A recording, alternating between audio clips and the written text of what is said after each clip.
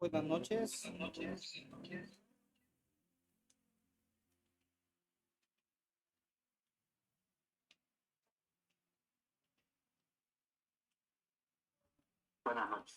Ajá. Buenas noches. Buenas noches. No sé si pueden ver la presentación. Sí, se mira. Ok. Vamos a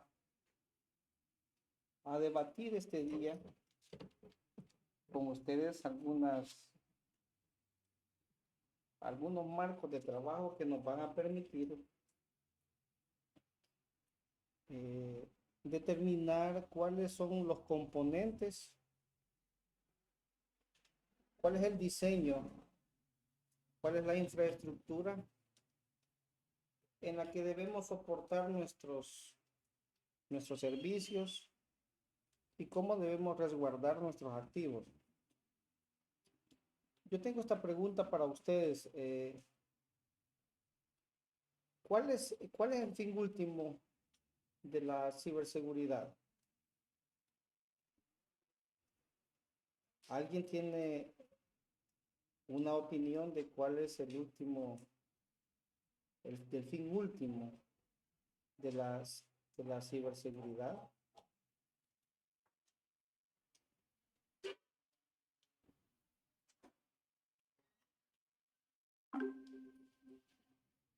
Pues yo entendería que garantizar la confidencialidad, integridad, disponibilidad de los datos usados en medios electrónicos.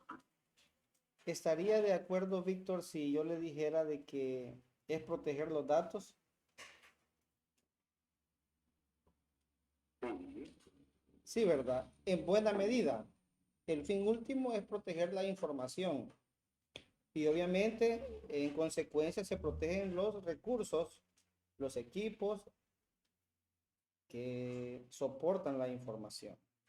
Y exactamente debemos de mantener en mente eso para el resto de cosas que vamos a discutir. Eh, yo les puse esta cita del doctor McCallan y es porque ahora que discutamos el primer trabajo, nos vamos a enterar de que existe, digamos, va a ser el mismo desafío para todos, pero se darán cuenta ustedes de que en cada una va a ser diferente. Cada quien va a concebir de manera diferente esta infraestructura. Y por eso es de que cada persona tiene su propia forma de pensar sobre la arquitectura, ¿verdad? Ahora, yo les traigo a ustedes, le he hecho este resumen, digamos, este summary sobre, sobre los marcos de referencia para la arquitectura. Quisiera mostrarles a ustedes los marcos de referencia antes de ver una metodología que se llama defensa en profundidad. Quisiera que discutiésemos primero algunos marcos de referencia que tienen que ver con la arquitectura. Y nos vamos a dar cuenta, cuando pasemos a eso, vamos a tener ya quizás como un background mucho más amplio, digamos, de qué es lo que vamos a hacer. Y yo les he presentado aquí, me faltaron algunos también, pero quizás vamos a discutir estos sabiendo de que existen otros, ¿verdad? No solo estos, que ustedes pueden encontrar en el mercado y que también se pueden discutir. La NIS sacó una referencia para la arquitectura en la nube, eh, privada o pública, y nosotros hemos puesto en esta diapositiva que tenemos aquí unas ventajas. O sea, es ventajosa cuando requerimos identificar a los proveedores y sus funciones. Y vamos a tener desventajas de usar esta arquitectura cuando queremos hacer cosas a muy alto nivel. Es decir, está demasiado desglosada, es muy operativa o muy táctica, digamos, es a bajo nivel y por lo tanto, cuando queremos hacer cosas de más alto nivel, posiblemente no sea el mejor marco de trabajo que que podríamos utilizar. Luego tenemos el de la OTAN. Este permite meterle métricas de rendimiento, ¿verdad? Y para evaluar el sistema y ha tenido, digamos, ha sido muy fiable a la hora de establecer requerimientos.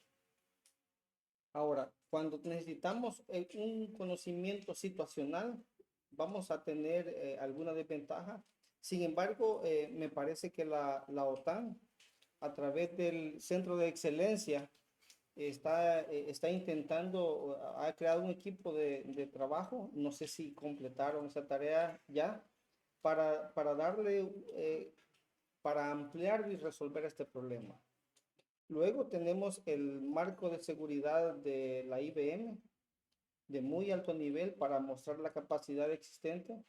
Sin embargo, nos dice que necesitamos, pero no cómo lo necesitamos. Ya vamos a llegar a eso.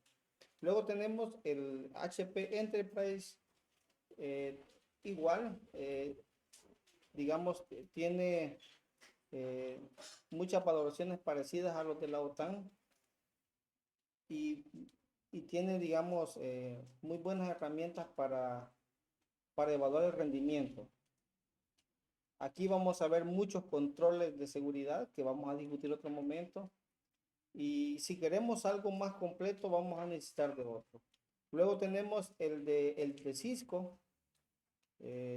Ahí también podemos evaluar cada uno de los controles y podríamos usarlo para la evaluación del riesgo.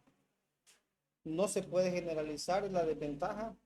Y luego tenemos el de Northrop Grumman, que es muy conocido por su abanico de controles. Y tiene la desventaja en que para aquellos componentes que no son IP, no lo podemos utilizar. Esa es la desventaja. Vamos a discutir cada uno de ellos. Vamos a ir viendo cada uno de ellos. No sé si alguien ha entrado en el aula,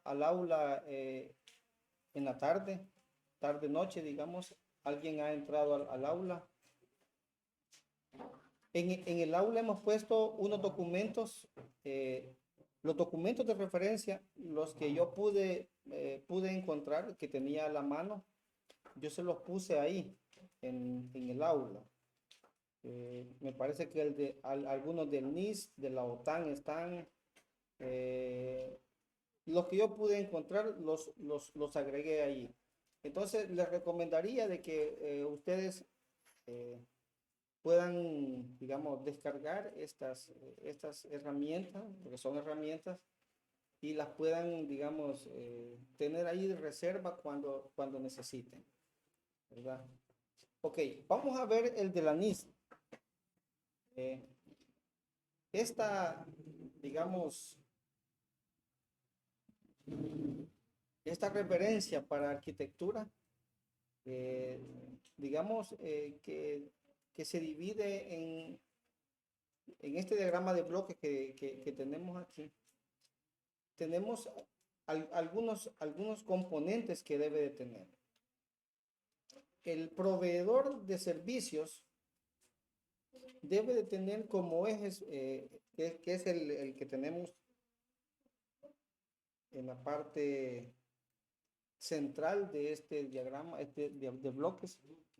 Él debe estar preocupado por dos ejes transversales, que son la privacidad y la seguridad. Es decir, debe de establecer todos los controles de tal manera de que la privacidad y la seguridad sean ejes transversales en todos los demás componentes. Además de eso, tenemos, digamos, el servicio de orquestación, que tiene las diferentes capas de servicio que pueden darse, como infraestructura como servicio, y sobre ella se monta la plataforma como servicio, y luego tenemos el software como servicio. Y bajo esa hay recursos de abstracción, que podrían ser los virtualizadores, por ejemplo, ¿verdad? Y está basado en los componentes físicos, que en este caso, para la NIS son el hardware y las instalaciones. Luego, en el mantenimiento en el manejo del servicio, tenemos, de abajo hacia arriba, la portabilidad y la interoperabilidad entre diferentes servicios o con otros proveedores. Luego tenemos la configuración o la gestión de los recursos, y luego el soporte. Ahora, debemos de tener, vamos en el diagrama de bloque, a lo que tenemos a la izquierda, siempre tenemos que considerar los componentes de auditoría, ¿verdad? Comenzando de rendimiento, luego vamos por la privacidad y tenemos por la seguridad. Y al final, en la parte, a la derecha, tenemos, digamos, algunos componentes que están entre el servicio y la parte, digamos, de soporte al cliente, digamos, y de dirimir algunas incongruencias o fallas en el servicio, que tenemos la intermediación, la agregación y los servicios de arbitraje. Y todo eso está basado por un proveedor que le da servicios a este proveedor de la nube. Por ejemplo, sería el acceso a internet o la electricidad, por ejemplo, ¿verdad? Que está basado en el que está basado. Este es, digamos, a grandes rasgos, el marco de referencia que propone la NIS. Luego tenemos el marco de referencia que propone la OTAN. Ellos dividen y vamos a hacer aquí la introducción a un concepto que aparentemente es el mismo, algunos lo toman parecido, otros lo ven con grandes diferencias. Sin embargo, para la OTAN existen dos conceptos completamente diferentes. Uno es la ciberseguridad.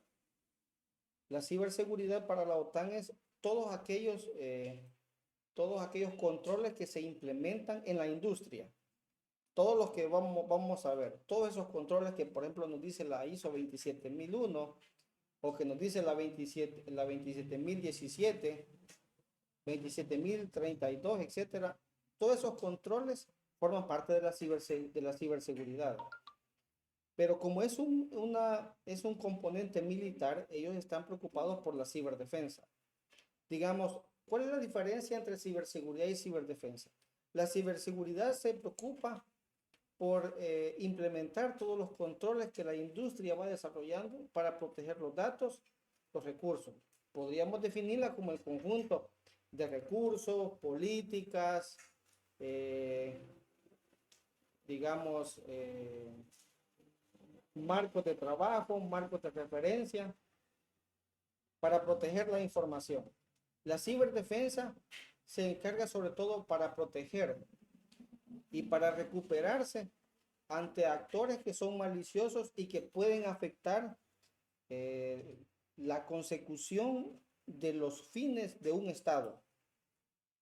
Entonces, la ciberdefensa tiene un componente que no solo es defensivo, a pesar de que se llame ciberdefensa, sino que puede tener un componente ofensivo también. Entonces, si un Estado hace uso de un componente cibernético para atacar a otro, está haciendo ciberdefensa. Ahora, ¿Cuál es la diferencia, digamos, entre un actor malicioso cualquiera, un hacker, un cracker, digamos, y alguien que hace ciberdefensa, entre un delincuente y un operador, un ciberoperador? La diferencia sería que un operador para ciberdefensa está actuando para conseguir los fines de un Estado. Y en esa visión, la OTAN plantea, digamos, un conjunto de pasos que son detectar, prevenir, eh, recuperar, defender, y después está la gestión de la ciberseguridad. Entonces, ese es el planteamiento, digamos, o el marco completo o la visión con que la OTAN le dice a los estados que deben organizarse. Ahora, ellos ven algunos componentes, digamos, en la parte de ciberseguridad. Para ellos se puede ocupar cualquier marco de trabajo afín, pero un estado para la OTAN en completo debería de tener ciberseguridad y ciberdefensa. Entonces, esa sería, digamos, la visión que tiene la OTAN. Luego tenemos el marco de trabajo de seguridad de la IBM. Y la IBM dice lo siguiente: mire, todo se basa en la gobernanza, en el apetito del riesgo y el cumplimiento, eh, y el cumplimiento digamos, de acuerdo al sector en el que se está trabajando. Entonces, ese es en lo que se basa todo. Y dice, y el siguiente componente sobre el que se debe de basar la arquitectura es, digamos, sobre la inteligencia, ciberinteligencia y la analítica.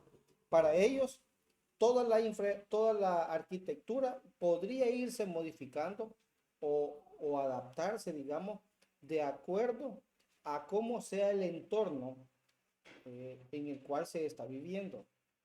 Y luego, más abajo tenemos un componente que es protección de fraude, es decir, como que fueran mecanismos de cumplimiento interno. Y en esos tres componentes tenemos a las personas con sus accesos, usuarios, todos esos componentes.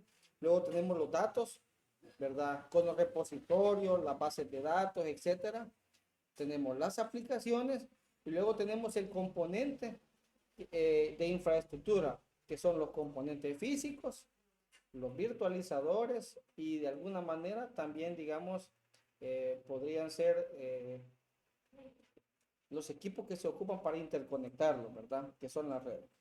Y sobre todos esos componentes se tiene que hacer, digamos, un análisis de amenazas. Un análisis de amenaza, y esa es la forma en la IBM, ustedes pueden ver, es muy de un nivel muy alto, pero si entendemos o nos ponemos a leer el marco de trabajo de la IBM, vamos a darnos cuenta de que en este esquema todos los controles que conocemos caben. Y para ello debemos de comenzar con la gobernanza, ¿verdad? Con el análisis de riesgo, con las políticas que debemos establecer, y se termina con un análisis de vulnerabilidades propias y del entorno sobre las tecnologías y sobre los bienes, los recursos que se están gestionando. Luego tenemos el de Cisco. Aquí tenemos, digamos, digamos, algunas fases. Algunas de ellas tienen mucha visibilidad, ¿verdad? Que son identificar, monitorear y correlacionar. En identificar estamos viendo tráfico, estamos viendo, digamos, confianza cero. En el monitor estamos viendo conductas, rendimiento y cumplimiento con respecto a las políticas que nos pueden ver, y también el tráfico anómalo. Se correlacionan todo eso y luego se notifican los eventos que son relevantes. Eso es aquellas cosas que deben de tener total visibilidad. Es decir, debemos de estar todos claros de lo que está sucediendo. Y luego debemos de tener otro tipo de componentes sobre los que tenemos que tener un completo control. Uno de ellos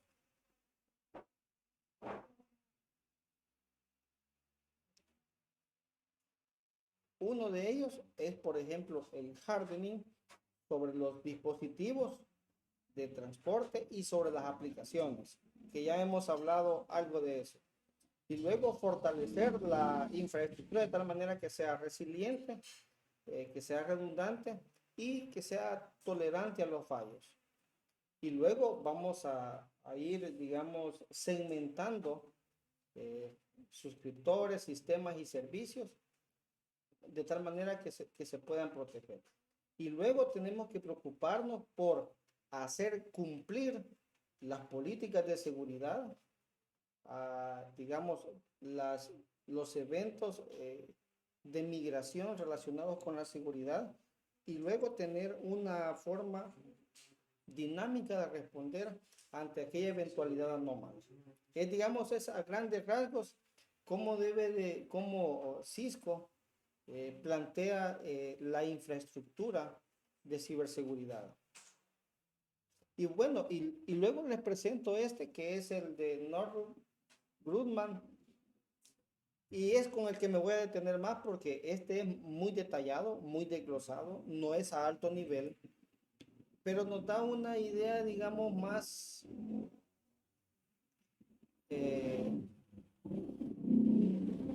operativa, digamos, más operativa de cómo debe de ser una infraestructura. Antes de comenzar, quisiera que viésemos dos cosas de este diagrama que les estoy presentando. La primera es de que, si ustedes se fijan, va de lo más, digamos, de lo que más protegemos. En este caso son aquellos recursos de misión crítica, ¿verdad? Y luego el siguiente componente son los datos. Son los datos, luego tenemos las aplicaciones, luego tenemos todos los endpoints, las computadoras con las que nos conectamos, luego está la red y la seguridad perimetral. Y esto interactúa con las nubes, ya sean privadas o las nubes públicas. Pero en la base, a la izquierda y a la derecha, tenemos, digamos, o tres componentes. Uno de ellos son las políticas y el otro son las operaciones. Digamos, cómo lo veríamos esto? Les voy a poner un ejemplo.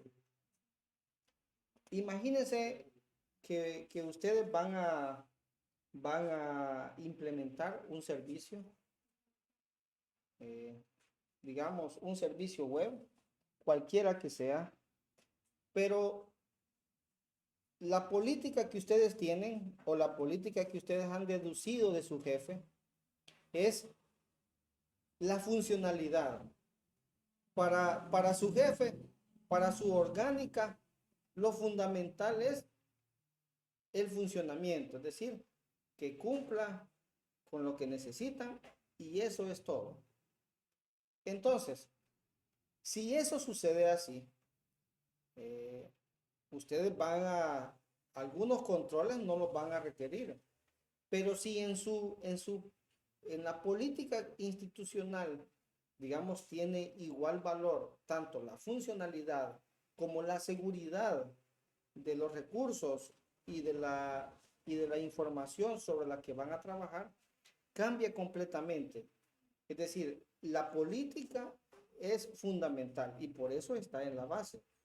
Ahora bien, otra política podría ser, por ejemplo, que ustedes van a invertir en controles para asegurar sus datos, sus aplicaciones, sus endpoints, sus redes y su perímetro, pero de tal manera que el costo de proteger esos bienes esos recursos, esa información no tenga un valor mayor que la información misma o que el bien que se vaya a proteger. Entonces, la política le está diciendo digamos, a toda la organización, condiciona la forma en la que va a organizar o va a diseñar su infraestructura. Condiciona la arquitectura que se van a usar. Esa por una parte. Esa es de la parte interna. Pero existen otros componentes externos que pueden dar políticas también. Por ejemplo, si trabaja para una entidad financiera, por ejemplo, le van a pedir PCI para si maneja las infraestructuras o la parte de la infraestructura que maneja, por ejemplo, las tarjetas de crédito. Entonces, eso va condicionando, digamos, le va dando política y va condicionando la manera en la que debe de diseñar su infraestructura. Condiciona la arquitectura. Y por el otro lado, existen, digamos, existen las operaciones. En cuanto a las operaciones se refiere a cuáles son los procesos que son vitales para la organización, para nuestra empresa o para nuestra institución.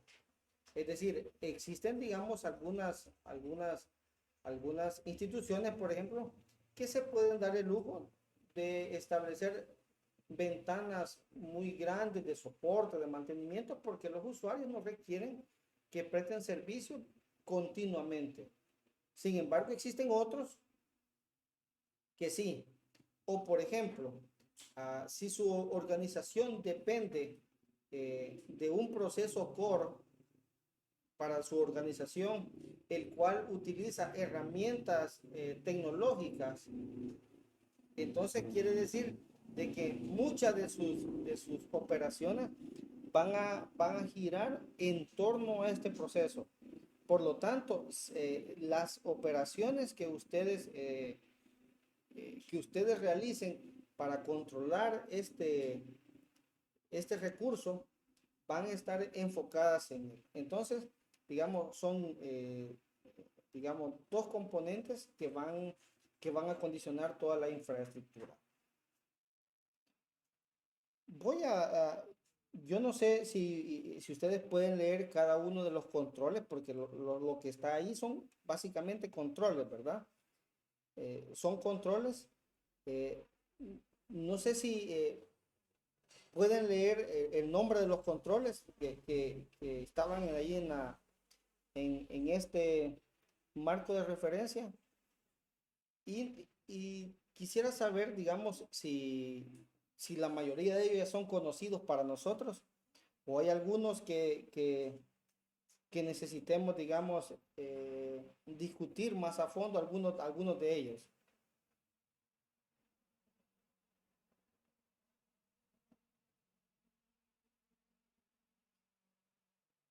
Vamos a discutir, digamos, vamos a comenzar con la seguridad de datos. ¿Cómo son estos datos? ¿Qué datos, digamos, son los que tienen mayor relevancia? Y vamos a comenzar, ahí tenemos en el primer anillo tenemos PKI. Me parece que todos estamos familiarizados con el concepto de PKI, ¿verdad? Sí, ¿verdad? Ok.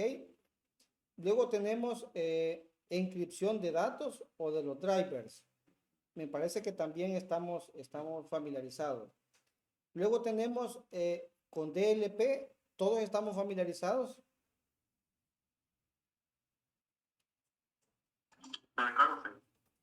Ok. Son equipos o servicios, es decir, el conjunto de equipos y de software que evitan que la pérdida de datos, ¿verdad? A través de la red, de correos, etcétera, están monitoreando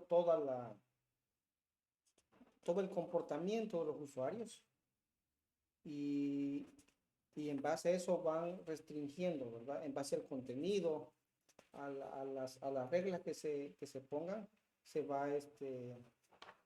va protegiendo la información. Se establecen patrones para determinar ahí cuál es la información que puede ser más, de más valor para la orgánica, ¿verdad?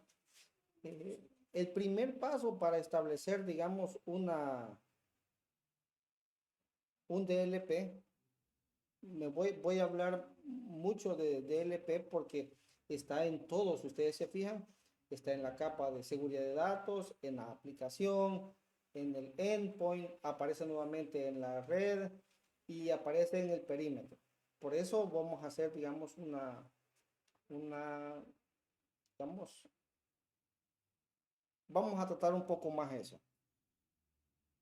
Este tipo de software o appliance pueden ser, ellos identifican y monitorean, y por lo tanto protegen los datos en cualquier parte.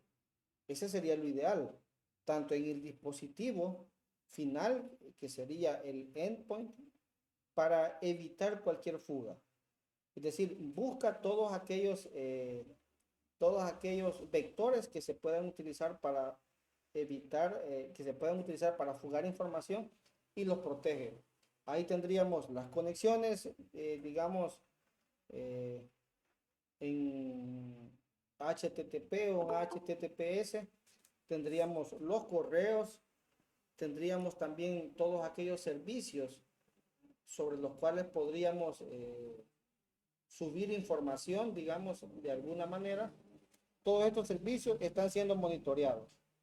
Un DLP puede detener las actividades no autorizadas. Por ejemplo, si alguien quiere copiar archivos con datos confidenciales a un dispositivo de almacenamiento externo, por ejemplo, una USB o un disco duro, etcétera, o por correo, o subirlos a través de un protocolo HTTP, por ejemplo, a Google Drive.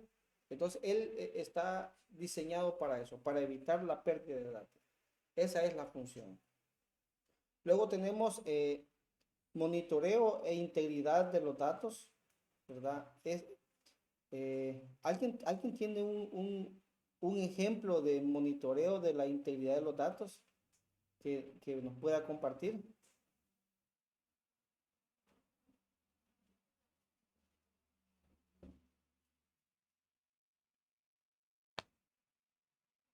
¿Se les ocurre alguno que nos pueda permitir hacer eso?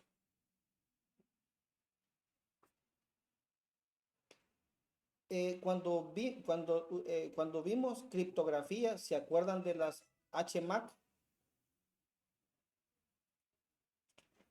¿Alguien se acuerda de HMAC? Las HMAC, digamos, verifican la integridad de los registros en una base de datos. Además de eso, se pueden firmar digitalmente digamos, verifica la integridad, o sea, a todo el registro le saca un hash, digamos, y luego firma ese hash y luego ya tenemos una verificación de la integridad. Otro que se les pueda ocurrir, otra forma de monitorear la integridad de los datos.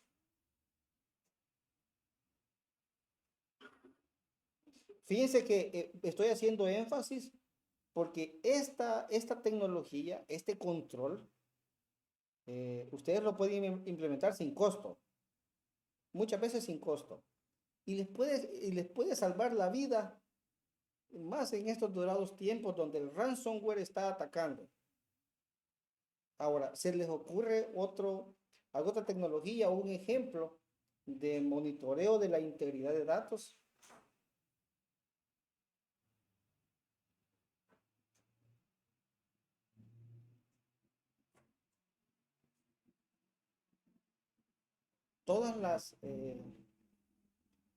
Me parece que hoy casi todas las plataformas de antivirus tienen algún componente anti-ransomware. Esos componentes hacen eso, monitorean la integridad de los datos. Es decir, están verificando si los datos han tenido un cambio no autorizado. Ese es, digamos, la función principal. Sobre los datos, sobre los datos. Pero existe otra forma de hacer esto. Es decir, no solo sobre datos, también sobre archivos que son, que son de sistema. ¿Alguien se acuerda cómo funciona eso? Cuando queremos verificar la integridad, no solo de los datos que tenemos en reposo, llámese archivos, y hablamos de los registros de una base de datos con las HMAC. Hablamos de archivos con el anti-ransomware, por ejemplo. Ese es un ejemplo. Ahora, digamos, otra forma digamos, de monitorear esos datos son con los archivos del sistema. ¿Alguien conoce alguna herramienta, algún mecanismo que permita validar la integridad de los archivos ejecutables, por ejemplo, de las librerías, de las bibliotecas? ¿Alguien se recuerda de algo de eso?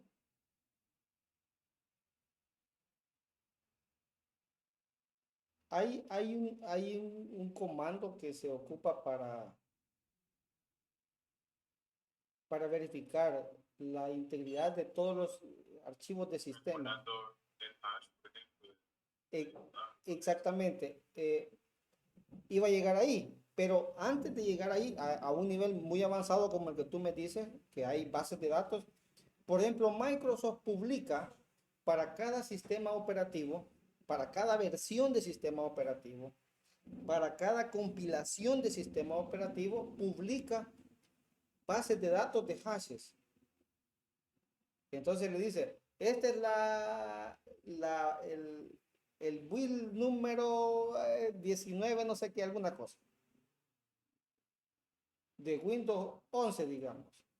Entonces viene, usted descarga esos hashes y luego le corre una herramienta que ahí mismo se la proporciona y revisa todos los archivos para ver cuáles han sido modificados. Entonces, esa funciona acá. También Windows trae una herramienta que tiene años de estar en Windows. Es un comandito que se llama SFC. Normalmente yo lo ocupo con un modificador, con un parámetro que se llama Scan Now. Este comandito lo que hace es de que va y verifica todas mis librerías, todos mis archivos ejecutables, y si encuentra que alguno de ellos está dañado, modificado, entre paréntesis, él descarga la versión original del instalador o desde internet. Usted ahí le puede decir de dónde lo quiere. Entonces, para evitar, digamos, algunas veces tenemos archivos corruptos, dañados, que no funciona bien, SFC, y ahí con los parámetros que ustedes pueden encontrar, desde la línea de comando de Windows, por ejemplo, ¿verdad? Está el otro comando, me parece que es dism, que también podría servirlo para este fin. En la integridad de datos. También quisiera comentarles en esto de la integridad de datos, que existen, digamos, algunas herramientas que validan los accesos a la base de datos, monitoreando la integridad. Es decir, son como plugins que se le pueden instalar a los gestores de bases de datos. Luego tenemos, acabo de ver otro. Luego tenemos, estamos hablando de datos. Luego tenemos Enterprise Management. Por ejemplo, en Windows este se llama RMS, que permite, digamos,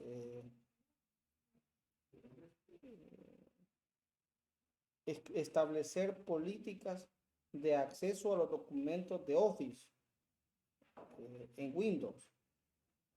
Entonces, para Windows se llama RMS, que permite hacer. Ahora, los certificados con los que se guardan, con los que se validan las reglas, mejor dicho, estos son los datos que debemos de proteger, más que todo, ¿verdad? Y luego tenemos el data whipping, la limpieza que tenemos que hacer. Si yo les dijera a ustedes que, vamos a ver, les voy a poner un ejemplo. Imaginemos que tenemos que hacer una visita por los centros penales.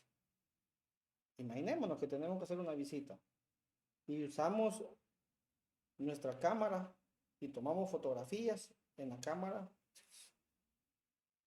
por cualquier motivo. Cuando salimos de ahí nos dicen, mire, vamos, usted es el encargado de seguridad.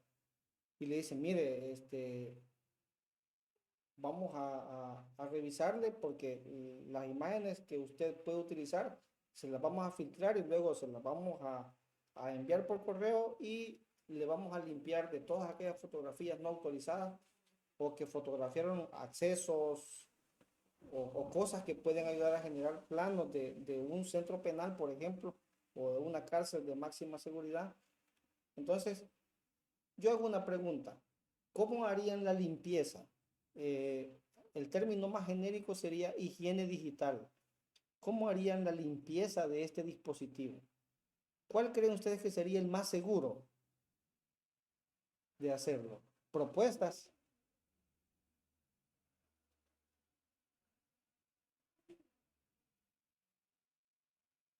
¿Cómo harían ustedes para hacer una limpieza real de eso?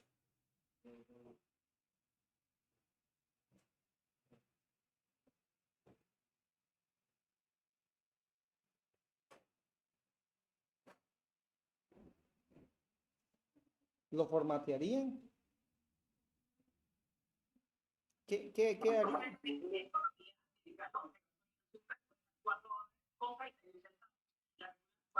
¿Cómo haríamos? Hacer la opción de hacer un restore de fábrica. Un gestor de fábrica. Otra idea, alguien que nos proponga algo diferente. Más seguro todavía que eso. Un formateo bit por bit. A bajo nivel, me dice usted, ¿verdad? Muy bien, vamos mejorando. Y queremos meterle más seguridad. Si lo formateamos bit por bit, ¿sabían que antes existía, por ejemplo, un comando que se llamaba un format? Y el formato era bit por bit. Ahora hay recovery, HDD tool, por ejemplo. Hay muchas ahí. Encase tiene varios para hacer eso. ¿Cómo aumentemos la seguridad? ¿Qué haríamos? Les voy a poner otro caso. Imagínese que usted tiene un equipo de almacenamiento o almacenamiento de cualquier tipo. Usted tiene servidores, usted tiene SAN, que tiene discos duros, usted tiene NAS, que tienen discos duros, usted tiene DAS, de attachment directo, tiene discos duros. Pero un día le está dando un error un disco de esos. Y usted dice, bueno, vamos a pedir el soporte, pero ese servidor tiene datos confidencialísimos para usted, es decir, datos que no pueden salir de su organización. Ahora, si ese dispositivo está funcional y lo queremos limpiar para ser reutilizado, es una forma, y la otra es dejarlo destruido, inutilizable. Ahora, la forma más segura es un borrado usando criptografía. Es decir, digamos, sobreescribiendo hashes, por ejemplo, o datos cifrados de alguna forma, o un hash y luego el hash del anterior, etcétera, sobreescribiendo muchas veces. El nivel Más seguro me parece que anda ahí por 7 veces, sobreescribir 7 veces, creo que es el estándar militar de borrado, sobre dispositivos que se quieren reutilizar. Ahora, con aquellos dispositivos que ya no se quieren utilizar, por ejemplo, si va a cambiar, va a someter a garantía dispositivos, como dijo Turos, lo que tiene que hacer es dejarlos inutilizables. Una forma de ellos sería, por ejemplo, pedirle a soporte que le abran el disco, extraigan el disco, exactamente, el disco de aluminio, y luego lo vuelve a armar y entrega.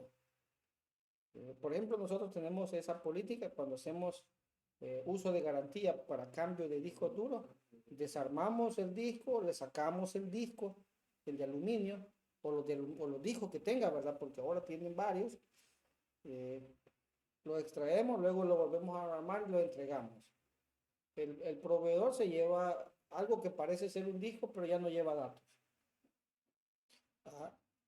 Por ejemplo, esa sería la limpieza. Otra cosa que se me ocurre antes de pasar a otros controles de los que tenemos acá es, por ejemplo, los discos duros de las impresoras. Las impresoras van guardando digamos, una copia de los últimos archivos impresos. Y si nosotros no tenemos la delicadeza a la hora que nos cambian las impresoras esas de que alquilamos, se pueden ir con muchos datos confidenciales, ¿verdad? Que van a llegar allá a otro usuario que puede tener esa idea de buscar ahí. Eso es digamos, en relación a la protección de aquellos dispositivos que tienen que limpiarse. Me parece, quiero ver ahí qué otro. Luego tenemos, ahí están los controles de acceso. Esos están, me parece que están en todas, al otro lado aparecen en todas las capas de seguridad, ¿verdad? Los controles de acceso y administración de los usuarios. Luego en la parte de la, como en Data Security, luego tenemos la clasificación de los datos. Y tenemos, quiero ver qué otra nos puede servir ahí. Muy interesante.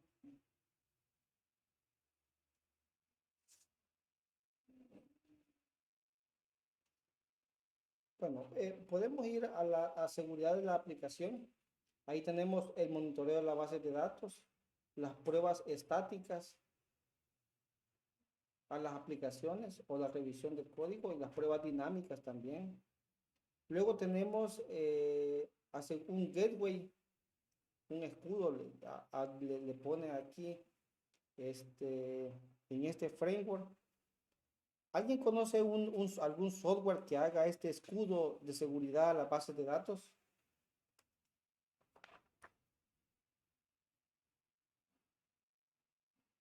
¿Nos recordamos de alguno?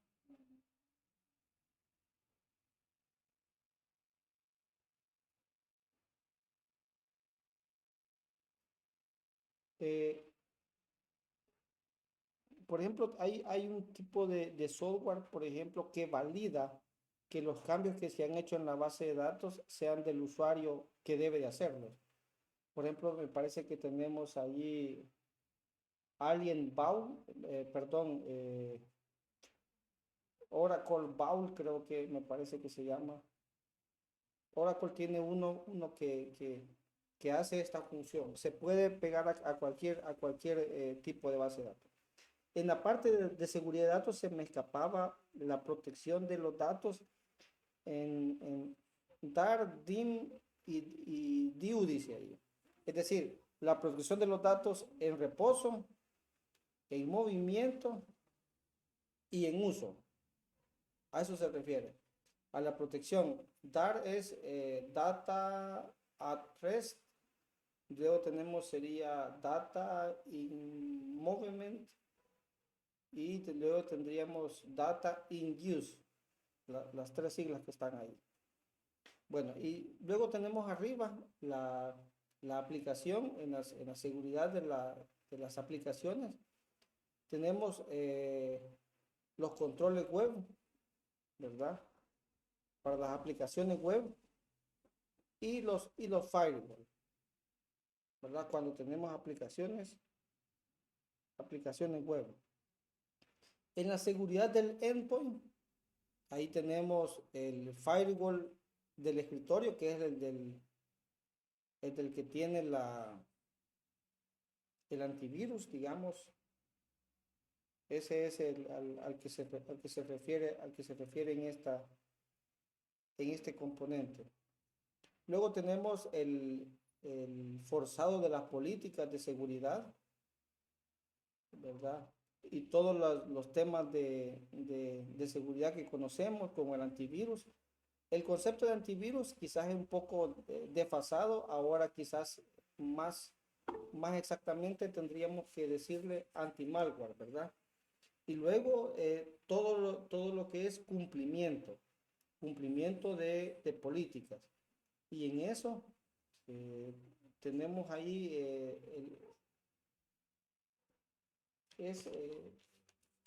configuración del cumplimiento. Alguien digamos, alguien puede mencionarnos alguna herramienta que nos permita configurar el cumplimiento de políticas en el endpoint? Las políticas podrían ser lo siguiente. Les voy a mencionar algunas políticas para que veamos ahí cuál puede ser la herramienta. Por ejemplo, que la clave la cambie después de cierto tiempo y sea de tal forma, tal longitud, con tal, digamos, usando mayúsculas, minúsculas, alfanuméricos, etc. Esa sería una política. La otra política podría ser, por ejemplo, que solo se ejecuten las aplicaciones que queremos, como una lista blanca, o menos segura, pero podría ser también una lista negra, ¿verdad? Podría ser también de que si no está actualizada el equipo, digamos, se bloquee, por ejemplo. Podría ser, por ejemplo, de que se establezca cuál va a ser la configuración del anti-malware o antivirus predeterminada, ¿verdad? Y de tal manera que el usuario no pueda desactivar este control, sino que a ley se esté ejecutando en el endpoint. Esas son, digamos, la configuración de cumplimiento. O, por ejemplo, ciertos servicios que deben de estar deshabilitados u otros servicios que tienen que estar activos de manera permanente. Estas serían la configuración de cumplimiento que podría tener un endpoint. Ahora, mi pregunta es, ¿se nos ocurre o conocen ustedes de alguna herramienta que les permita hacer eso?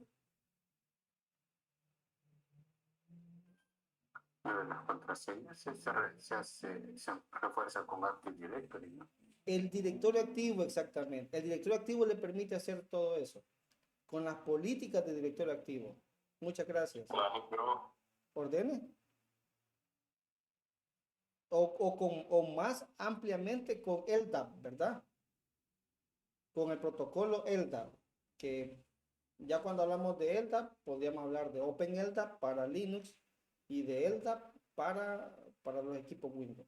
El directorio activo, no es que me paguen por hablar del directorio activo, no gano nada, pero yo les puedo decir de que si ustedes van a implementar controles, por ejemplo, de la 27001, buena parte del cumplimiento de la 27001 se da con solo configurar adecuadamente el directorio activo.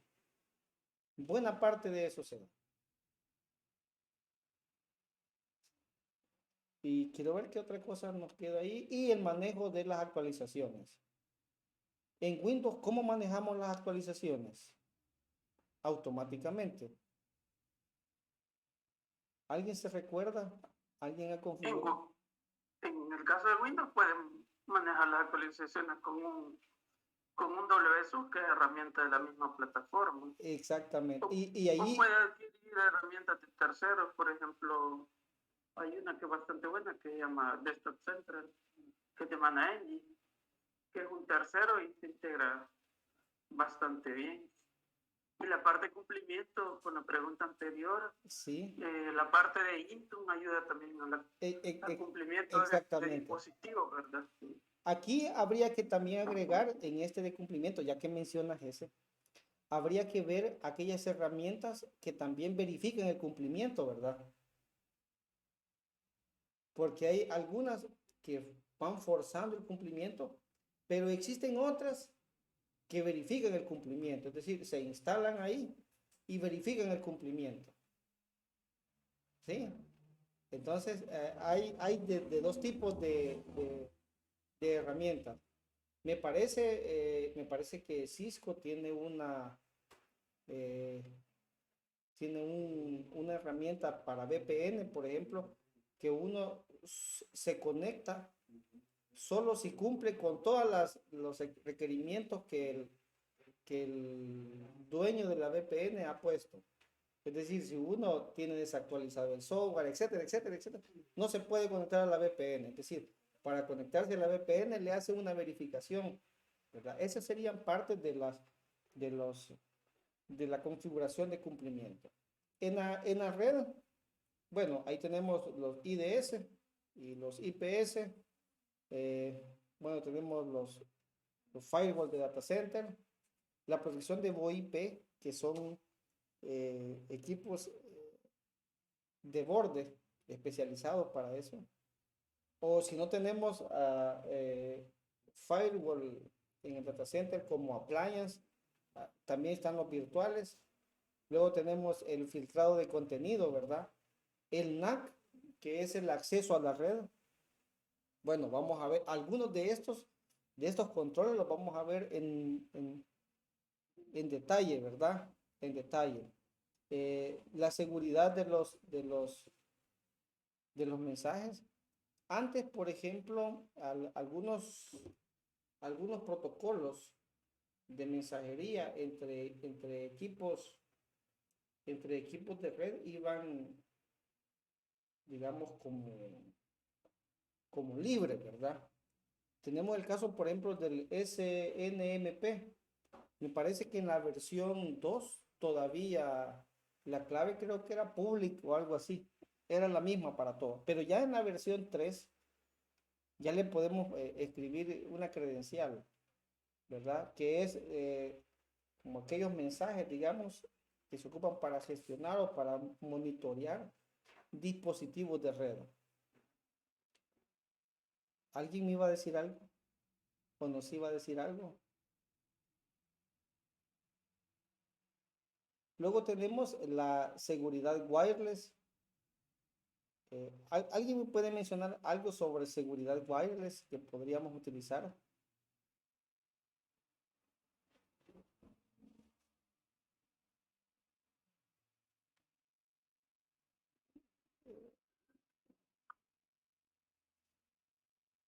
Podríamos utilizar, por ejemplo, los portales, ¿verdad?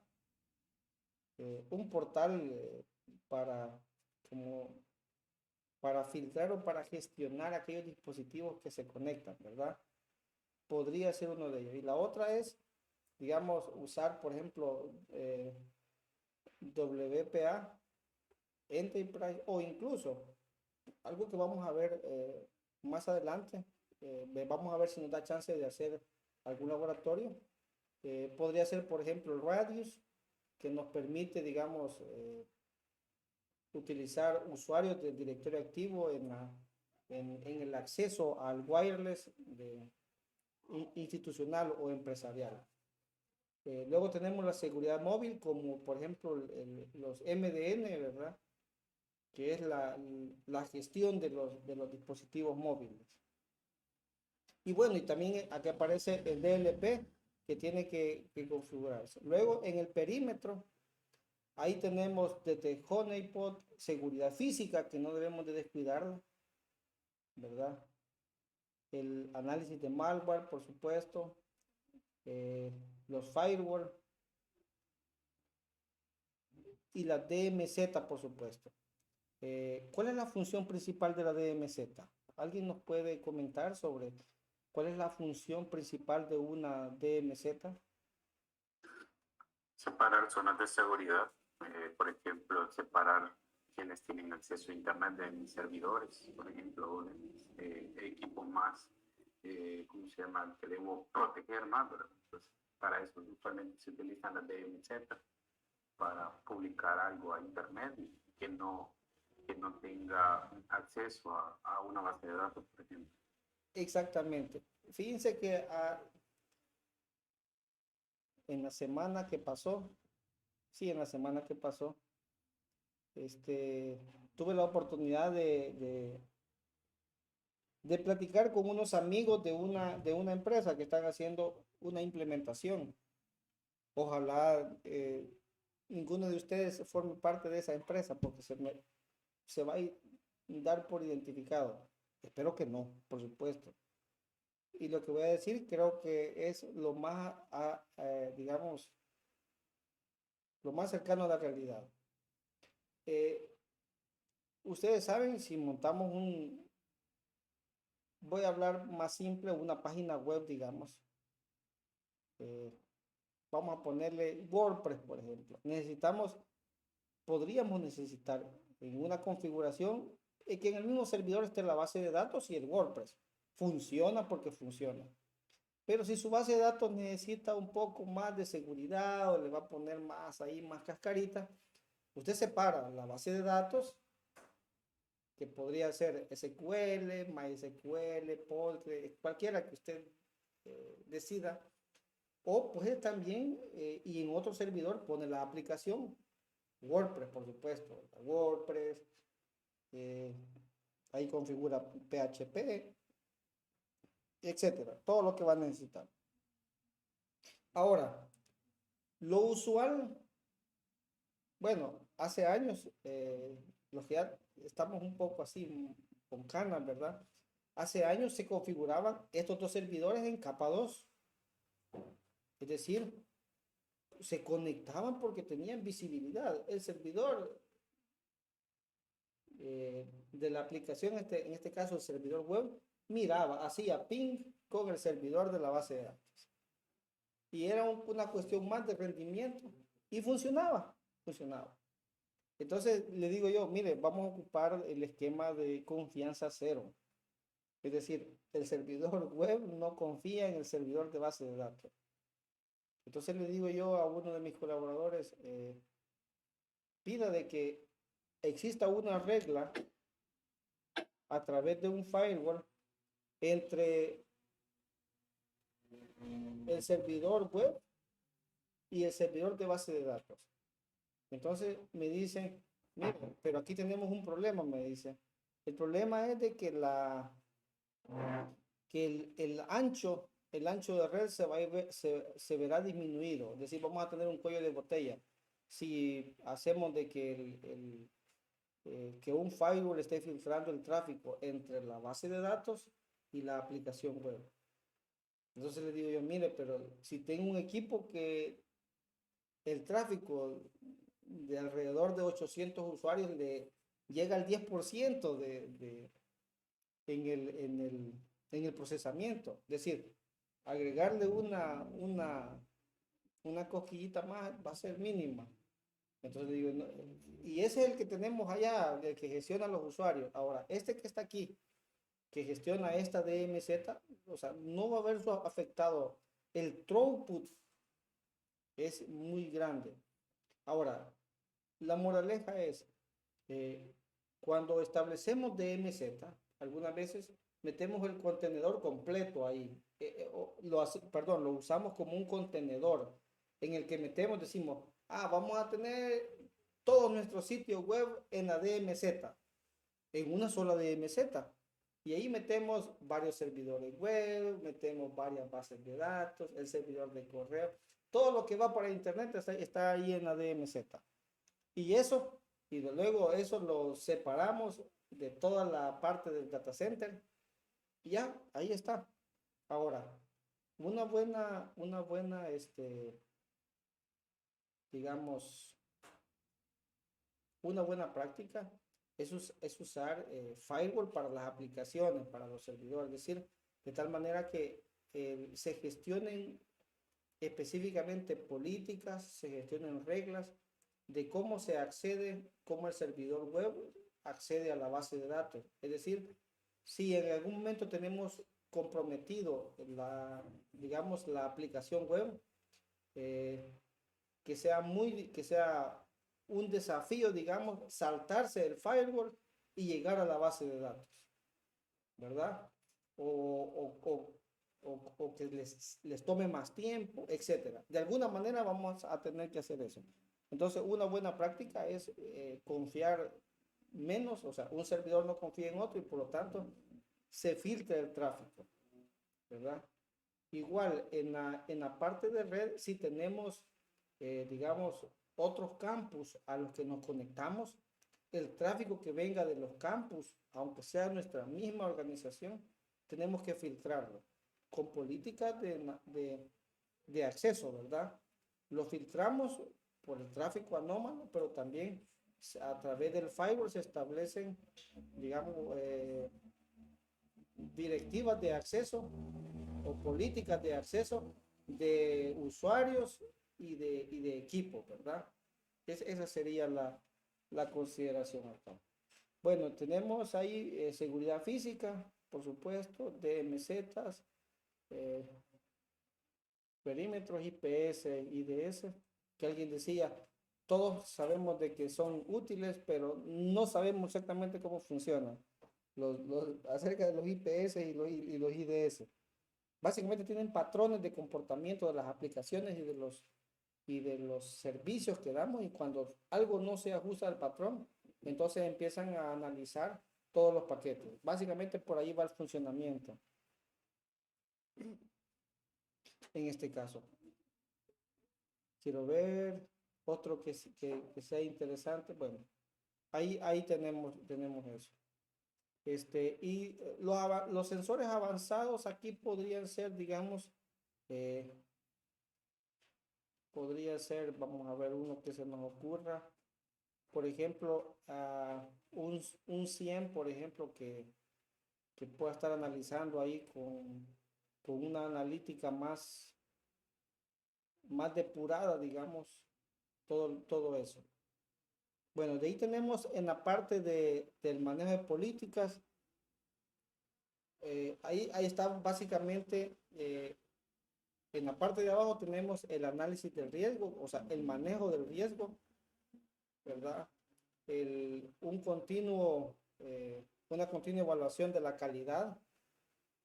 Luego tenemos las políticas de seguridad y de cumplimiento, lo que hablábamos, cómo vamos a ir mejorando continuamente en la tecnología, la arquitectura, es decir, las políticas nos van a dar mucha, digamos, mucha leña sobre cómo va a ser nuestra infraestructura. La gobernanza, que es fundamental, que básicamente es la intención de la alta gerencia sobre la seguridad. Y al otro lado tenemos ya varios componentes propios de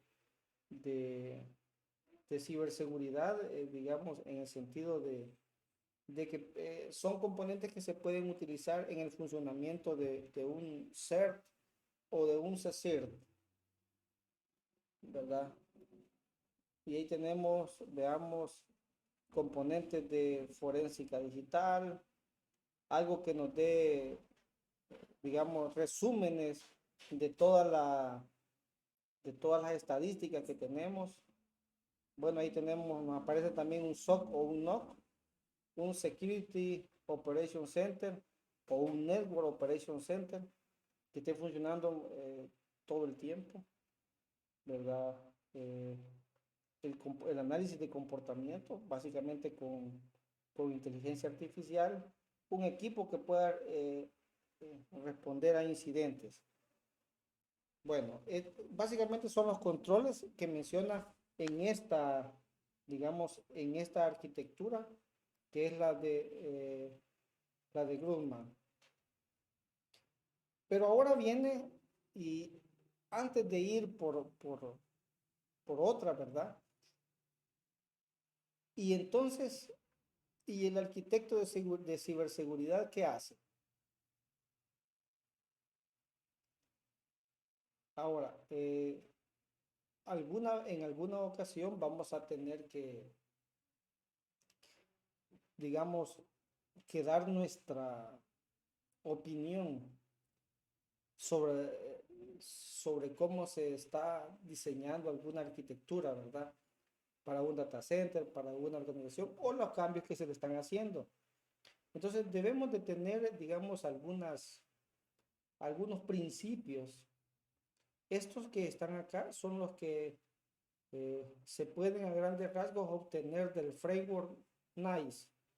Yo les coloqué ahí en el aula virtual, les puse este documento para que ustedes también le puedan dar una revisada y veamos ahí, podríamos ir con más detalle leyendo el documento y podríamos ver ahí todo lo que nos dice. Pero los principios, digamos, que consideramos para nosotros, la primera sería cumplir con las políticas de ciberseguridad. Ustedes viendo que gestión, la ciberseguridad se basa básicamente en política y marcos de referencia de buenas prácticas.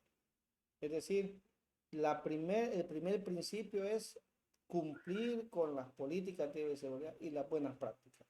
Debemos de saber cuál es el framework de ciberseguridad que debemos de aplicar.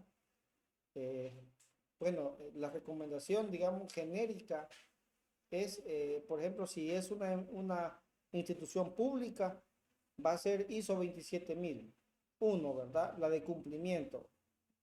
Y ahora, si vamos ya para la empresa privada, podría ser COVID o ITIL, ¿verdad?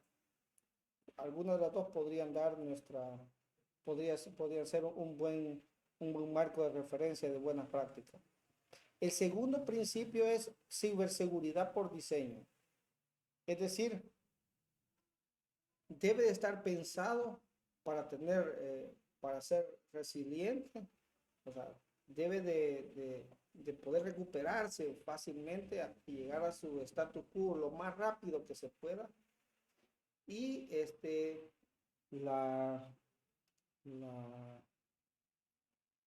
el diseño, digamos, desde que se está concibiendo, debe de pensarse en la seguridad. Es decir, debe ser un eje transversal desde que estamos concibiendo esto. Digamos, estamos, por ejemplo, pensando, por ejemplo, que en El Salvador vamos a tener una nube privada, por ejemplo, para todas las instituciones de gobierno. La ciberseguridad en ese data center o en esos data centers que se construyen, que se diseñen, o en esa nube privada que se construya, debe de haber ciberseguridad por diseño. Es decir, desde que estamos pensando, debemos de pensar con todos los controles y con todas las estrategias posibles para que sea seguro. La otra cosa es, vamos a asegurar el desacoplamiento de las soluciones TI de tal manera de que si alguna de ellas no tiene, digamos, o va perdiendo relevancia, no estemos, digamos, como obligados a que un componente utiliza otro, o si un componente falla, por ejemplo, el otro pueda seguir funcionando. Es decir, no podemos tener componentes que funcionen como una cascada, que cayendo uno, caigan todos. Y eso va muy, digamos, muy unido con el siguiente, que debe de ser como modular, y los componentes que se puedan utilizarse deben de ser. Es más, un principio para construir una infraestructura es que aquellos componentes que se van, cuando se hace por fases, digamos, no tenemos el presupuesto este año, sino que tenemos parte del presupuesto este año, el otro año tenemos otra parte del presupuesto y lo hacemos por fases, digamos. Debemos de tratar de que los recursos que adquirimos ahora sigan siendo útiles y sigan sirviendo en el tiempo, aun cuando vayamos agregando nuevos componentes. Que no vaya a suceder de que en la segunda fase hay ciertos equipos, ciertos componentes, cierto software que es inútil, o sea, para nuestra finalidad, porque en el siguiente hay otro componente que hace lo mismo, por ejemplo, mejorado. Entonces, eso es lo que debemos tratar.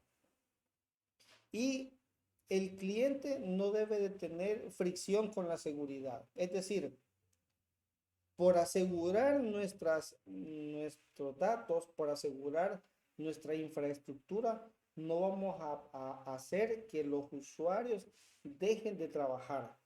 Es decir, vamos a asegurar todos los endpoints, vamos a asegurar el wireless, etcétera. Vamos a establecer todos los controles de ciberseguridad que queramos.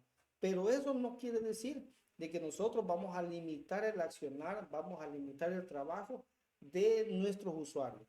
Nuestros usuarios deben de trabajar, pero no deben de estar peleados con la ciberseguridad, porque la ciberseguridad les quita herramientas, les quita tiempo, etcétera, etcétera. Entonces, uno de los principios debe ser que debemos implementar los controles de tal manera que el usuario final sepa que se están haciendo, pueda que le van a cambiar ciertas actividades, pero va a poder hacer todas las actividades solo modificando su comportamiento en algo, tal vez un paso adicional de validación, etcétera, pero no le vamos a limitar.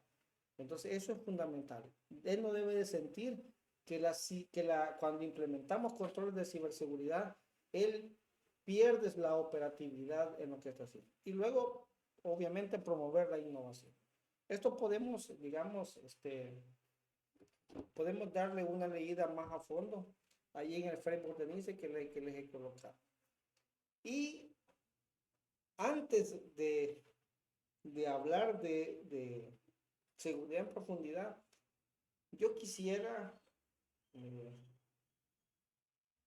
presentarle estos antipatrones. Con algunos de ellos ustedes quizás hasta se van a identificar. Yo les aseguro.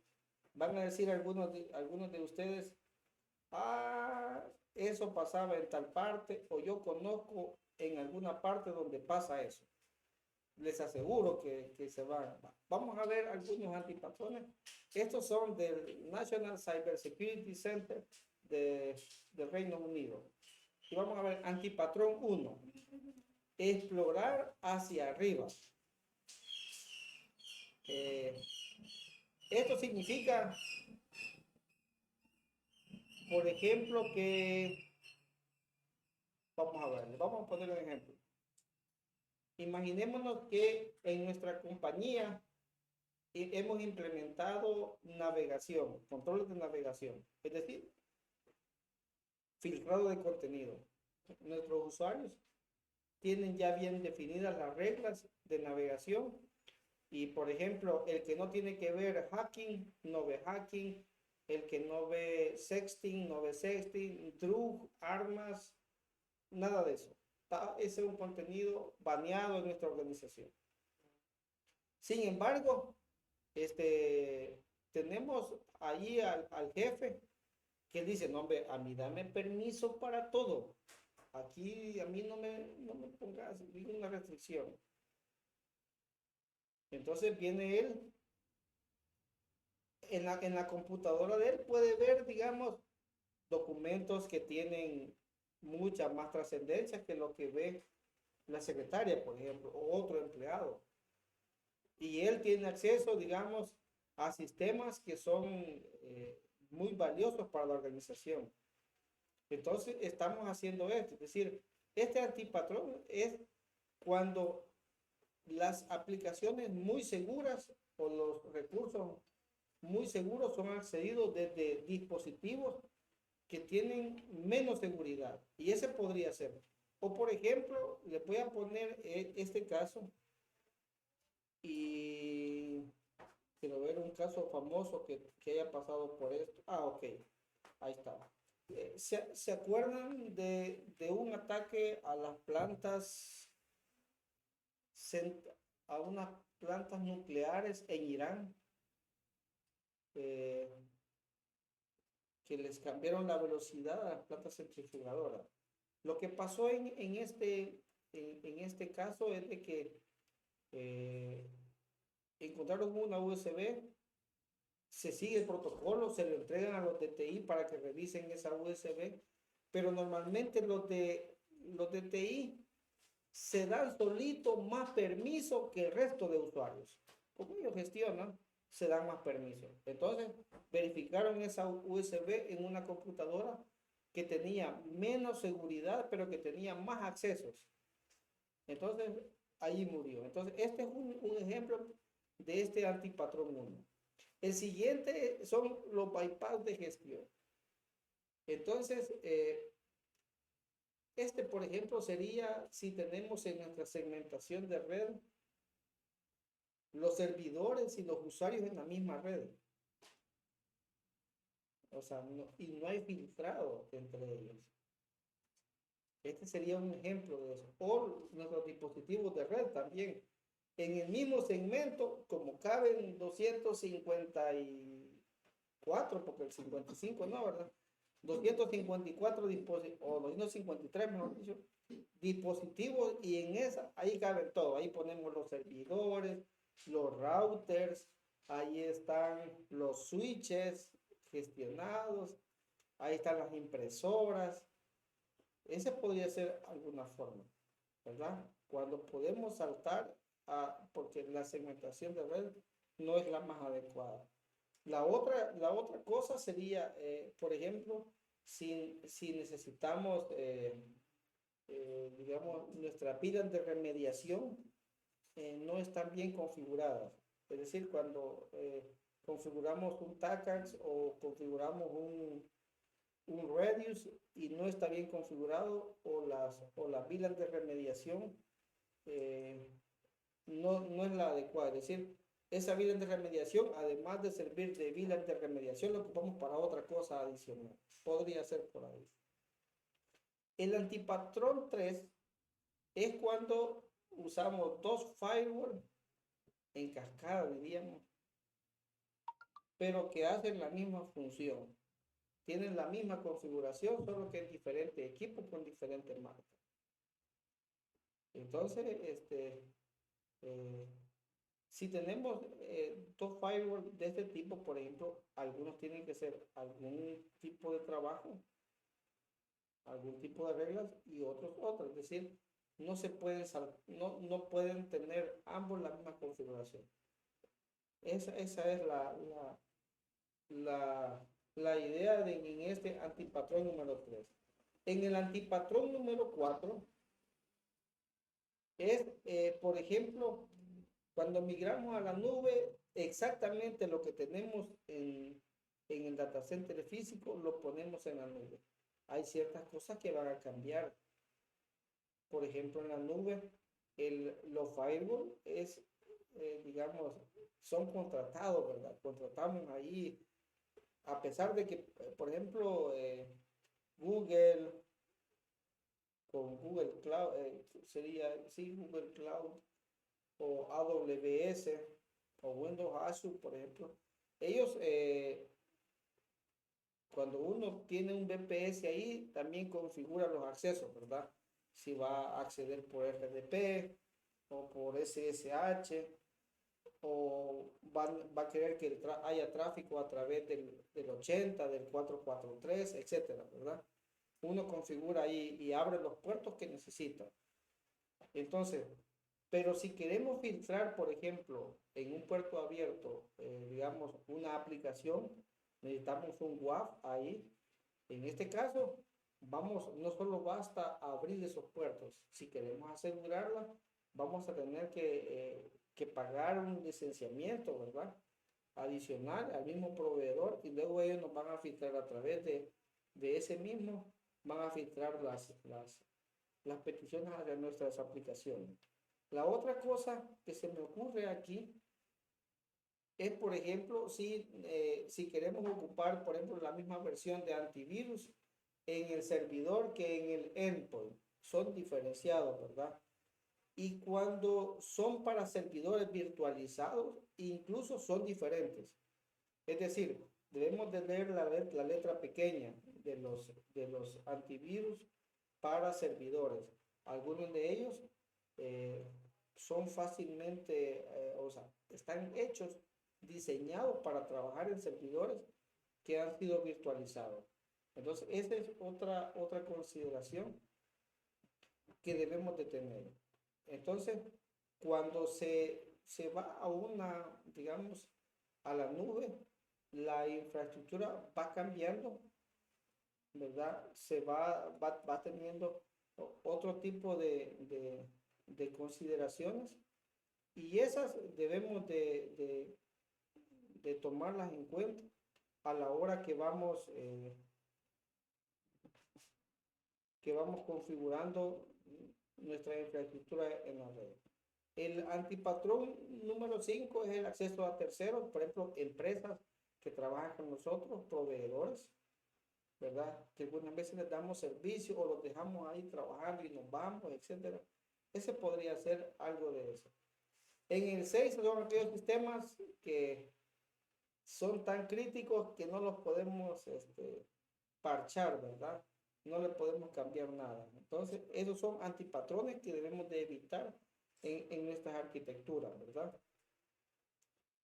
Ahora, confianza cero. En el esquema de confianza cero, estamos pensando de que nadie confía en nadie. Es decir, un servidor web no confía en su base de datos, sino que filtramos el contenido, etcétera. Un usuario, por ejemplo, tiene que demostrar quién es para cualquier actividad que haga y se registran las actividades. Bueno, habría monitoreo y control. Monitoreo si solo estamos viendo o solo se registra lo que está haciendo, nadie está tomando acciones sobre él, y control, es decir, vemos lo que está haciendo y tomamos y decidimos sobre él. Entonces, en el esquema operacional, digamos, se segmenta, digamos, Zero Trust segmenta, en primer lugar, la gestión de los usuarios, ¿verdad? La identidad debe de ser provista por la organización de tal manera que sea segura, ¿verdad? Que nos aseguremos de que cumple con las 3A. Y luego vemos ahí vamos primero, nos aseguramos de quiénes son los clientes y quiénes son las identidades con las que hacen las acciones en el resto de la infraestructura, ¿verdad? Y luego venimos a través de una cascada de autorización, que autorizamos los recursos, autorizamos las aplicaciones y autorizamos los datos. Es decir, no con solo llegar a una aplicación se tiene todo el acceso para modificar datos, sino que se gestiona que existe un acceso a la aplicación, luego un acceso al recurso primero, luego a la aplicación, y luego existe autorizaciones sobre los datos, ¿verdad? Es decir, las bases de datos están configuradas de tal manera de que, por ejemplo, si voy a modificar usuarios, solo pueda modificar datos de mi usuario, ¿verdad? Podría ser un ejemplo de eso. La otra cosa que quería mostrarles es cómo va el nivel de madurez en una idea de confianza cero, o digamos en una idea de esta metodología ha sido desarrollada por el Departamento de Defensa de los Estados Unidos, y en el aula virtual yo les dejé este documento también.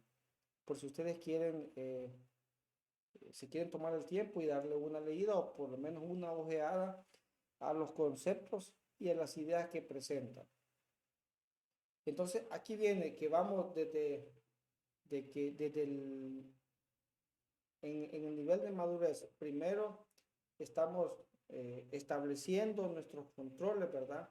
Y determinando qué vamos a cumplir, qué estándares vamos a utilizar, ¿verdad? Estamos identificando cuáles son las redes seguras, las políticas que vamos a implementar, cuáles son los mínimos riesgos o la forma en la que vamos a implementar el mínimo riesgo. Luego viene una línea base, ¿verdad? La NIST tiene muchas líneas base. Todos los documentos de la NIST son muy prácticos, básicamente. La NIST ha publicado muchas líneas base. Entonces aquí vemos el cumplimiento de ellas, ¿verdad? En cuanto a las redes, a los dispositivos, a las políticas, ¿verdad? A esos requerimientos. Luego tenemos el intermedio. Ahí se mejoran las políticas de seguridad con más granular todo, ¿verdad? A través de toda la red. Esa es la esencia de un nivel intermedio, granularizar todo eso. Y luego viene en la parte avanzada, la ciberseguridad en un nivel avanzado ya le va metiendo como analítica a todo ese conjunto de datos que se van generando por el uso, ¿verdad? Por ahí va el nivel de madurez en este caso. Y los pilares, se basa, digamos, él pone, digamos, 7 componentes, digamos, en los que se debe de dividir y a la vez basar este marco de referencia para arquitectura. Se basa en los usuarios, dispositivos, en el entorno, en la infraestructura, en las aplicaciones, en los datos, en la analítica y en la orquestación. Esa es, digamos, todo. Y hay un eje transversal que ustedes pueden ver en la parte inferior, que es el cifrado, que debe de estar, digamos, implementado en todo esto, ¿verdad? Entonces ahí podemos ir viendo en cada uno de ellos, ¿verdad? Cuáles son digamos, cuáles pueden ser algunos controles en cada uno para los usuarios, autenticación, autorización y acceso, manejo de los accesos. En los dispositivos, cumplimiento además. En las redes, la segmentación, macrosegmentación, ¿verdad? O la microsegmentación también. En la carga, en las aplicaciones, la forma en la que se desarrolla, ¿verdad? Cómo se define el software, no solo funcionando, también seguro.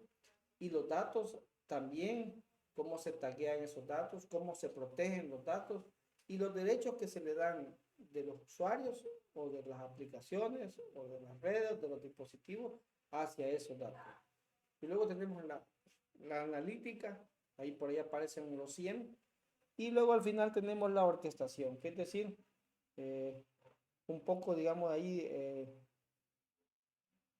de permitir la correlación de datos. Y luego, como algo a lo que yo le he puesto mucho énfasis en esta parte de la diapositiva, y es el cifrado de datos.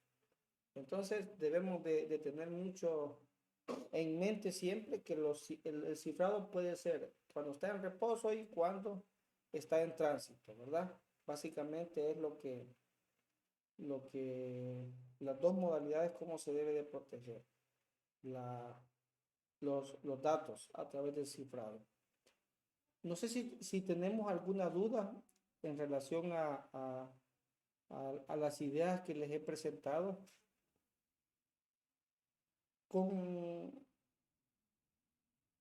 con los controles que tenemos aquí, principalmente los que hemos revisado de Northrop Grumman, podríamos, digamos, tener una idea un poco clara, porque aquí es el que hace como una lista más detallada de todos los controles, ¿verdad?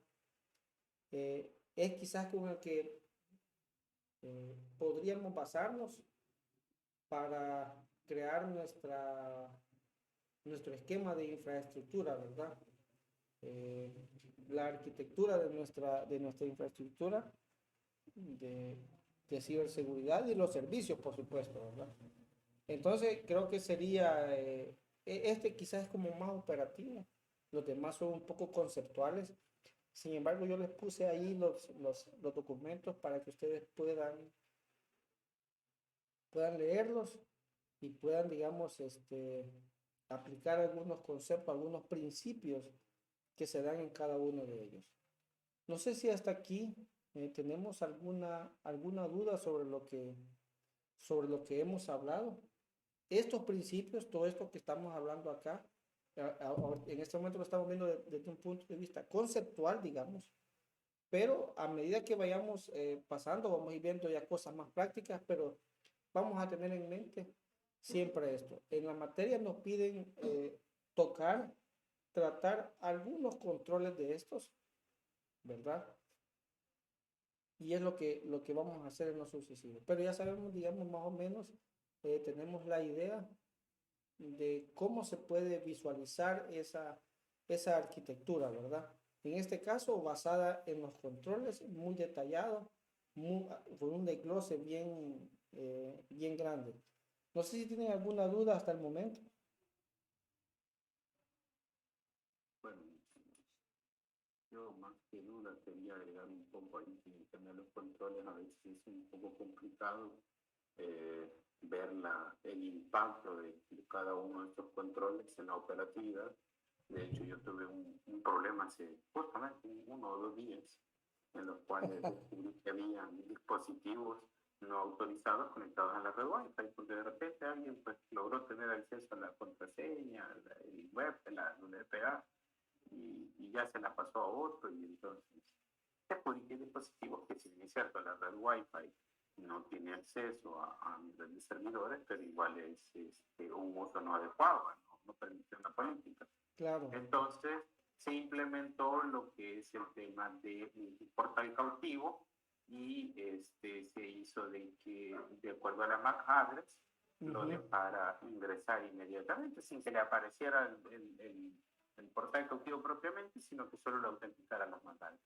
Pues resulta que en la última actualización de software del firewall se introdujo un bug en el cual ya no permite hacer llamadas por WhatsApp. Entonces ahí había niveles de directivos que pues sí, que se utilizaban porque tal vez desde Guatemala llaman a Claro. entonces necesitaban las llamadas por esto, porque desactivar el portal cautivo, pues entonces eso me pone en riesgo porque pues sí, porque se están conectando gente que no debería estar conectando al firewall. En ese caso en especial, 5.000 y algo, no me acuerdo ahorita cuáles son los puertos, pero son 2 puertos los que se tienen que activar, abrir. Es un bug en realidad, y es un bug que se introdujo en la última actualización. Entonces ya lo van a resolver también, ¿verdad? Sí, así es, pero igual te causa el problema. Es decir, como uno no puede probar todos las posibles escenarios, ¿verdad? Antes de aplicar una actualización. Yo creo que usted no es el único al que le ha pasado graves problemas cuando actualiza. Hace como unos 2 años le di a actualizar a un firewall Sophos. Y la versión siguiente, cuando cargó las políticas, no cargó quiero ver cuáles son los que no cargó. Los nateos no cargó. Se puede imaginar todo el desastre que había, ¿verdad? Es decir, era grave realmente. Pero bueno, pasa, ¿verdad? Pasa en cualquier parte. Eso. Y lo que me lleva a lo siguiente es eso, que en realidad, pues los gerentes, como usted bien dijo, ellos sí tienen un nivel de acceso que no deberían de tener, pero por ser gerentes, pues es una orden más que una solicitud. Pero ahí viene, digamos, un componente que está, ya le voy a decir, ¿cómo se llama esto? Este se llama, hay un componente que ve eso, eh, que tiene que ver eh, con la concienciación. Eh, quiero ver cuál es. Me parece que está en la prevención o en el monitoreo de respuestas. Bueno, pero básicamente es con la concienciación, ¿verdad? Es decir, eh, que la gente sea consciente que las acciones, que hay ciertas acciones que puede hacer en su equipo que lo ponen en riesgo, ¿verdad? Que es básicamente un usuario pro, ¿verdad? Que tiene ese sentido, ¿verdad? Básicamente por ahí va la solución a ese tipo, es decir, que el usuario sepa que hay ciertas acciones que lo ponen en riesgo a él y si es una persona de muy alto perfil, a la organización completa incluso. Gracias por el comentario. Y lo otro que quería consultarle, por ahí vi un cuadro que habla de autenticación de usuario y autenticación de dispositivos. En ese caso hay que hacer ambas autenticaciones, ¿no? Sería un poco más engorroso tener que el dispositivo autenticarse, digamos, de alguna manera automáticamente. Le voy a poner el ejemplo con esos Wi-Fi. Funciona así. Ahí en ese caso hay hay autenticación. Le voy a poner con esos teléfonos y esa red Wi-Fi autenticación de dispositivos, autenticación, ¿cuál era la otra? De usuario y autenticación en la aplicación. Veamos la siguiente manera. La autenticación del dispositivo usted la puede hacer por la MAC address. Sí, correcto. Que por eso me dio el bug, por cierto. Exactamente. Pero también el usuario, o sea, usted le dice, ok, préstame tu teléfono, agarre la MAC address con la que se configura, ¿verdad? La pone en el portal captivo, o sea, configura para que sea usuario de ahí el teléfono y después de eso le dice, ok, tus credenciales van a ser y le da credenciales de la red Wi-Fi normal. Para él, si ya está registrado en el portal, él busca la red y se pone las credenciales. Con la MAC autenticó el dispositivo, con las credenciales autenticó el usuario. Y cuando accesa a una aplicación, la aplicación le vuelve a poner, digamos, una aplicación web o de cualquier tipo, le vuelve a poner credenciales para autenticar la aplicación. Y ya en el firewall, por ejemplo, usted filtra los puertos sobre lo que las aplicaciones acceden o lo que no acceden. Por ahí pienso yo que tendría que ir, digamos, esas tres, la autenticación de los dispositivos y de los usuarios. Sí, porque a veces enseñarle a un gerente cómo tiene que meter la credencial hasta algo tan sencillo como una contraseña, a veces no puede ingresar, pues entonces no puede ser una contraseña muy segura, tiene que ser Exacto. una cosa bien sencilla a veces, ¿no? Claro. No, y no la otra recomendación que yo le propongo para evitar eso que usted me está diciendo es de que usted genera un QR con las credenciales de la Wi-Fi. Por ahí va a encontrar en internet porque tengo días de no hacer eso. Pero entonces genera usted un QR, lo escanea y en ese momento le agrega la red al dispositivo. ya no está metiendo ninguna contraseña. No está metiendo ninguna contraseña. Pero pero ese control es uno y adicional a ese tiene que registrar, digamos, por MAC, digamos, para que tenga las dos validaciones. Entonces, aunque él pierda la red en algún momento, llega a algo así y solo le pone usted la tarjetita con el QR y ya se acabó el problema. Ya le puso el nombre del usuario y la credencial, ¿verdad? La contraseña. Entonces, por ahí solventé ese problema de poner claves muy largas, porque tengo un colaborador que le encantan las claves muy largas y los usuarios de alto perfil se quejaban. Usted no sabe las pataletas que les agarraban, porque estar digitando, se equivocaban en un carácter y tenían que volver a hacerlo. No, y al final las anotan y eso rompe el propósito. Exactamente, pero con eso lo solventamos. Llevamos el QR impreso, ya lo tenemos por ahí, lo sacamos y se lo llevamos y cuestión de segundos está hecho. Excelente, excelente recomendación. Muchas gracias. Sí. ¿Alguien más que no quiera comentar algo?